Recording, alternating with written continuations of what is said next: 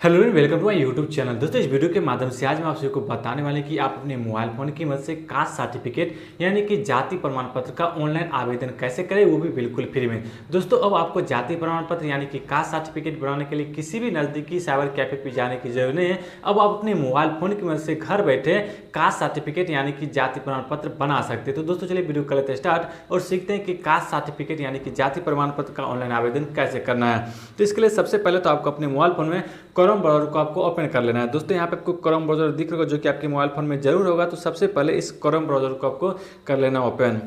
दोस्तों, जैसे आप क्रोम ब्राउज़र को ओपन कीजिएगा तो यहाँ पे आपको इस तरह का इंटरफेस देखने को मिलेगा। साथ ही सेंटर पे एक सर्च बॉक्स देखने को मिल रहा होगा, इस पर आपको क्लिक करना है। इस पर क्लिक करने के बाद यहाँ पे आपको टाइप करना है RTPS और लिख के सर्च कर देना है। दोस्तों, जैसे आप RTPS लिख के सर्च कीजिएगा तो सबसे ऊपर में यहाँ पे आपका RTPS का वेबसाइट देखने को मिल रहा होगा। साथ ही नीचे में एक URL दिख रहा होगा https://serviceonline.bihar.government.in करके यहाँ पे आपको इसका URL दिख रहा होगा। तो इस पर आपको क्लिक कर देना है। दोस्तों, जैसे आप RTPS वेबसाइट के अंदर इंटर कीजिएगा तो यहाँ पे आपको इस तरह का इंटरफेस देखने को मिलेगा। अब यहाँ आपको नीचे की ओर स्क्रॉल करना, नीचे आना है। नीचे आने के बाद यहाँ पे आपको एक ऑप्शन देखने को मिलेगा लोक सेवाओं का अधिकार की सेवा, जो कि यहाँ पे आपको लिखा दिख रहा होगा। और उसके जस्ट नीचे एक ऑप्शन सामान्य प्रशासन विभाग का दिख रहा होगा। तो सामान्य प्रशासन विभाग पे क्लिक करना है। दोस्तों, जैसे ही आप सामान्य प्रशासन विभाग पे क्लिक करते हैं तो यहाँ पे आपको काफ़ी सारा ऑप्शन देखने को मिलेगा। साथ ही सबसे ऊपर में एक ऑप्शन आवासीय प्रमाण पत्र का दिख रहा होगा। उसके नीचे जाति प्रमाण पत्र का निर्गमन लिखा दिख रहा होगा और उसके नीचे आय प्रमाण पत्र। यहाँ पे आपको जो भी प्रमाण पत्र बनाना है उस पर क्लिक करना है। जैसे कि हमको कास्ट सर्टिफिकेट यानी कि जाति प्रमाण पत्र बनाना है तो यहाँ पे आपको जाति प्रमाण पत्र का निर्गमन लिखा दिख रहा होगा, इस पर आपको क्लिक कर देना है। दोस्तों, जैसे आप इनमें से किसी भी प्रमाण पत्र पर क्लिक करते हैं तो यहाँ पे आपको 3 ऑप्शन नजर आएगा। पहला अंचल स्तर पर, दूसरा अनुमंडल स्तर पर, तीसरा जिला स्तर पर। तो यहाँ पे आपको हमेशा अंचल स्तर पे ही क्लिक करना है। जब तक आपको बोला नहीं जाए कि आपको अनुमंडल स्तर से बना के लाना है या फिर जिला स्तर से, तब तक आपको हमेशा अंचल स्तर पर ही क्लिक करना है। तो दोस्तों, चलिए यहाँ पे अंचल स्तर पर क्लिक कर देते हैं।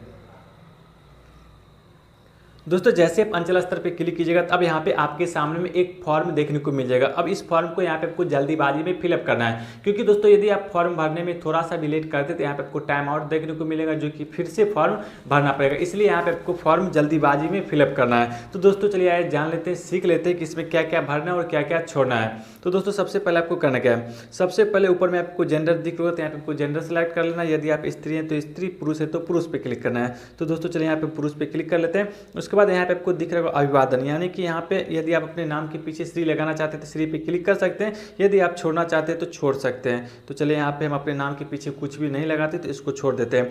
उसके जस्ट नीचे यहाँ पे आपको दिख रहा होगा नाम ऑफ एप्लीकेंट, यानी कि यहाँ पे आपको अपना नाम इंग्लिश में इंटर करना है। और उसके जस्ट नीचे यहाँ पे आपको अपना नाम हिंदी में इंटर करना है। और यहाँ पे आपको लिखा दिख रहा होगा नाम ऑफ फादर, तो यहाँ पे आपको अपने पिताजी का नाम इंग्लिश में इंटर करना है और उसके जस्ट नीचे पिताजी का नाम हिंदी में इंटर करना है। और साथ ही यहाँ आपको एक ऑप्शन दिख रहा होगा नाम ऑफ मदर का, तो यहाँ पे आपको अपने माता का नाम इंग्लिश में लिखना है और उसके जस्ट नीचे माता का नाम हिंदी में लिखना है। और अब यहाँ पे आपको एक ऑप्शन और दिख रहा होगा नाम ऑफ हस्बैंड का, यानी कि यदि आप किसी स्त्री का जाति प्रमाण पत्र यानी कि कास्ट सर्टिफिकेट बनाना है और उसका शादी हो चुका है तो उसके हस्बैंड का नाम आपको लिख देना है इंग्लिश में और उसके जस्ट उसके हस्बैंड का नाम हिंदी में लिखना है। और साथ ही आपको एक ऑप्शन दिख रहा होगा आवेदक का मोबाइल संख्या, तो यहाँ पे आपको अपना मोबाइल नंबर इंटर कर देना है। उसके जस्ट नीचे यहाँ पे आपको दिख रहा होगा लिखा हुआ आवेदक का ईमेल, तो यहाँ पे आपको अपना ईमेल आईडी इंटर करना है। यदि आपके पास ईमेल आईडी है तो डाल दीजिएगा, नहीं है तो उसको आप छोड़ भी सकते हैं। उसके जस्ट नीचे अब आता है पता का, यानी कि परमानेंट एड्रेस यहाँ पे आपको लिखा दिख रहा होगा। तब यहाँ पे आपको एक एक करके यहाँ पे आपको एड्रेस सेलेक्ट करना है। सबसे पहले आता है स्टेट, तो यहाँ पे इस पर क्लिक करके यहाँ पे आपको स्टेट सेलेक्ट कर लेना है। उसके नीचे यहाँ पे आपको दिख रहा होगा डिस्ट्रिक्ट यानी कि जिला, अब यहाँ पे आपको जिला सेलेक्ट करना है कि आप किस जिला के अंतर्गत आते हैं। तो दोस्तों, चलिए यहाँ पे हमने समस्तीपुर सेलेक्ट कर लिया। उसके बाद यहाँ पे आपको दिख रहा होगा अनुमंडल, तो यहाँ पे आपको अनुमंडल सेलेक्ट करना है। और उसके जस्ट नीचे यहाँ पे आपको दिख रहा होगा प्रखंड, अब यहाँ पे आपको प्रखंड सेलेक्ट कर लेना है। अब एक ऑप्शन और यहाँ पे आपको देखने को मिल रहा होगा स्थानीय निकाय का प्रकार, तो यहाँ पे आपको ध्यान देने की बात है, यदि आप किसी ग्रामीण क्षेत्र या फिर गाँव या फिर देहात से आते हैं तो यहाँ पे आपको ग्राम पंचायत पे क्लिक करना है। यदि आप किसी नगर निगम जैसे नगर परिषद या फिर किसी शहर जैसे नगर निगम, नगर परिषद या फिर नगर पंचायत से आते थे, यहाँ पे आपको काफ़ी सारा ऑप्शन देखने को मिलेगा, तो आप अपने हिसाब से सेलेक्ट कर लीजिएगा। जैसे कि चलिए हम नगर परिषद से आते हैं तो हम नगर परिषद सेलेक्ट कर लिए। उसके बाद यहाँ पे आपको दिख रहा होगा वार्ड संख्या, तो यहाँ पे आपका जो भी वार्ड है तो यहाँ पे आपको वार्ड नंबर लिख देना है। उसके नीचे आपको लिखा दिख रहा होगा नगर परिषद, यानी कि यदि आप उनमें से जो भी ऑप्शन डाले होंगे, जैसे कि आप किस नगर परिषद के अंतर्गत आते हैं, किस नगर निगम के अंतर्गत आते हैं, या फिर किस नगर पंचायत के अंतर्गत आते हैं, यहाँ पे आपको सेलेक्ट करने के लिए बोलेगा। जैसे कि चलिए हम रोसड़ा नगर परिषद के अंतर्गत आते हैं तो हमने रोसड़ा सेलेक्ट कर लिया। उसके बाद यहाँ पे आपको दिख रहा होगा ग्राम विलेज, यानी कि यहाँ पे आपको अपना गाँव का नाम एंटर करना है। उसके जस्ट नीचे आपको दिख रहा होगा डाकघर लिखा हुआ, तो यहाँ पे आपको अपना डाकघर सेलेक्ट करना है। और उसके जस्ट नीचे आप थाना दिख रहा होगा, तो यहाँ पे आपको थाना सेलेक्ट कर लेना है कि आप किस थाना के अंतर्गत आते हैं। उसके नीचे आपको दिख रहा होगा पिन कोड, तब यहाँ पे आपको अपना पिन कोड डालना है। और साथ ही अब यहाँ पे आपको एक ऑप्शन दिख रहा होगा ऊपर में वर्तमान पता यहाँ पे आपको दिख रहा होगा, यानी कि ऊपर का जैसे जो बॉक्स दिख रहा होगा उस पर आपको क्लिक कर देना है। उस पर क्लिक करने के बाद अब यहाँ पे आपको नीचे एक ऑप्शन दिख रहा होगा आधार संख्या, तो यहाँ पे आपको आधार संख्या यानी कि आधार नंबर नहीं भरना है, इसको खाली छोड़ देना है। उसके बाद नीचे आना है। नीचे आने के बाद यहाँ पे आपको दिख रहा होगा आवेदक का फोटो, यानी कि चूज फाइल। तो अब यहाँ पे आपको अपना फोटो डालना है। दोस्तों फोटो का साइज 20 KB से ऊपर और 100 KB से कम होना चाहिए। और कोशिश कीजिएगा फोटो के ऊपर सिग्नेचर कर दीजिएगा, क्योंकि आप सिग्नेचर नहीं कीजिएगा तो बहुत बार ले भी लेता है और बहुत बार रिजेक्ट भी कर देता है। तो इसलिए आप फोटो पे सिग्नेचर जरूर कर लीजिएगा, सिग्नेचर करके ही फोटो अपलोड कीजिएगा। उसके बाद यहाँ पे आपको नीचे आना है। नीचे आने के बाद यहाँ पे आपको दिख रहा होगा एक ऑप्शन पैसा का, तब यहाँ आपको पैसा वाले ऑप्शन पे क्लिक करना है। अब यहाँ पे आप जो भी चीज़ें, जैसे कि यदि आप किसान हैं, व्यापार करते हैं या फिर छात्र हैं, जो भी हैं, यहाँ पे आप अपना पैसा सेलेक्ट कर लीजिएगा। तो जैसे कि हम छात्र हैं तो हम छात्र पे क्लिक कर लेते हैं। उसके बाद एक ऑप्शन दिख रहा होगा कैटेगरी, तो यहाँ पे आपको कैटेगरी सेलेक्ट करना है कि आप BC1 हैं, BC2 हैं, पिछड़ा हैं, जो भी हैं, अनुसूचित जाति में जो भी जिसमें भी आते हैं। जैसे कि हम अनुसूचित 2 में यानी कि पिछड़ा वर्ग में आते हैं तो इस पर हमने क्लिक कर दिया।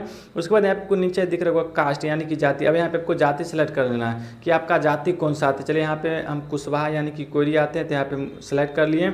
उसके बाद यहाँ आपको उपजाति दिख रहा होगा, यदि आपका कोई उपजाति है तो यहाँ पे आप उपजाति सेलेक्ट कर सकते हैं, यदि नहीं है तो इसको छोड़ देना है। यहाँ पे आपको दिख रहा होगा कुछ भी नहीं आ रहा है तो हम इसको छोड़ देते हैं। उसके बाद नीचे आना है। नीचे आने के बाद अब यहाँ पे आपको एक कैप्चा दिख रहा होगा, कैप्चा इस बॉक्स में आपको फिलअप करना है। तो दोस्तों चलिए हम इस पर फिलअप कर देते हैं।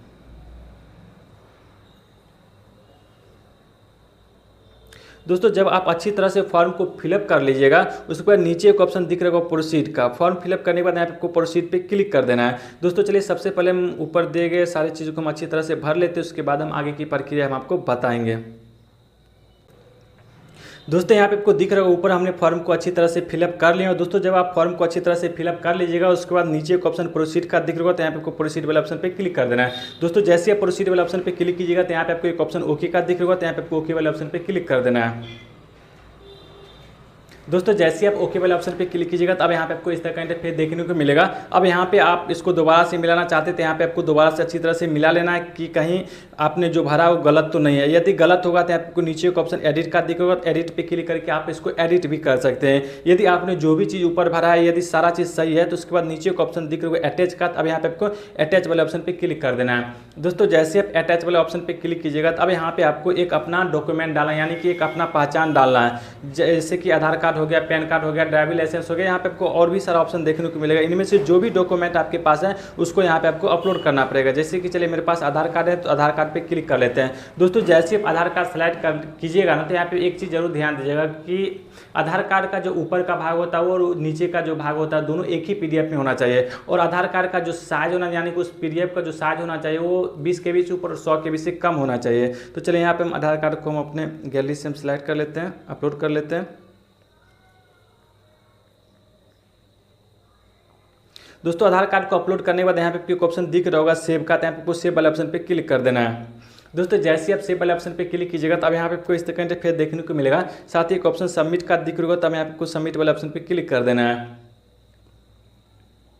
दोस्तों जैसे आप सबमिट वाले ऑप्शन पे क्लिक कीजिएगा तो अब यहाँ पे आपको इस तरह का इंटरफेस देखने को मिलेगा। अब यहाँ पे आपको नीचे के यहाँ पे आपको रिसीविंग देखने को मिल रहा होगा, यानी कि अब ये मतलब जाति प्रमाण पत्र यानी कि कास्ट सर्टिफिकेट ऑनलाइन आवेदन हो चुका है। तो यहाँ पे आपको नीचे आना है। नीचे आने के बाद इसको यहाँ पे आपको इस रिसीविंग को यहाँ पे आपको PDF में सेव कर लेना है। PDF में सेव करने के लिए यहाँ पे आपको एक ऑप्शन दिख रहा होगा एक्सपोर्ट टू PDF, इस पर आपको क्लिक कर देना है।